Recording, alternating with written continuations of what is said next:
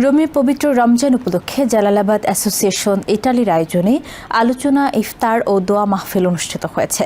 গত শুক্রবার রোমের তর্পিনাত্তারা এমসিসি মসজিদে আয়োজিত এই অনুষ্ঠানে ধর্মীয় ভাবগাম্ভীর্য ও সৌহার্দ্যপূর্ণ পরিবেশে প্রবাসী বাংলাদেশি মুসলিম কমিউনিটির প্রচুর মানুষ অংশ নেন।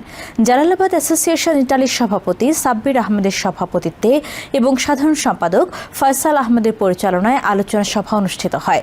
এতে প্রধান অতিথি ছিলেন বাংলাদেশ দূতাবাস রোম এর প্রথম সচিব আসিফ আনাম সিদ্দিকী। আলোচনা সভায় বক্তব্য রাখেন ফারুক আহমেদ লিপু, ইমরুল ইসলাম চৌধুরী, জামিল উদ্দিন, রিপন আহমেদ, মজির উদ্দিন সহ জালালাবাদ অ্যাসোসিয়েশন ইটালির অন্যান্য নেতৃবৃন্দ ও বিভিন্ন সামাজিক, সাংস্কৃতিক ও রাজনৈতিক সংগঠনের নেতৃবৃন্দ।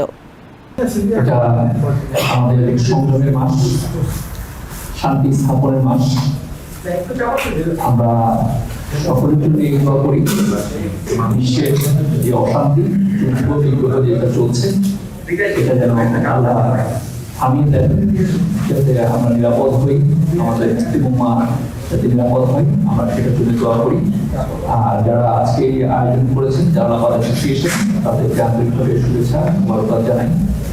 এবং আমাদের যারা সকল প্রবাসী রয়েছেন, তাদের সকলের জন্য শুভকামনা আল্লাহর কাছে দোয়া করি।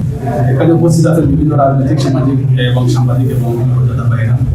এখানে উপস্থিত আছেন আমাদের বাংলাদেশ জাতীয়তাবাদী দলের সম্মানিত সভাপতি, সামাজিক ব্যক্তিত্ব, আমাদের সদ্য সাবেক সভাপতি সালাম ভাই, আমাদের উপস্থিত মহানগরের সম্মানিত সভাপতি রহমান সাহেব, উপস্থিত বিএনপির সহসভাপতি জনাব হুকুম ভাই।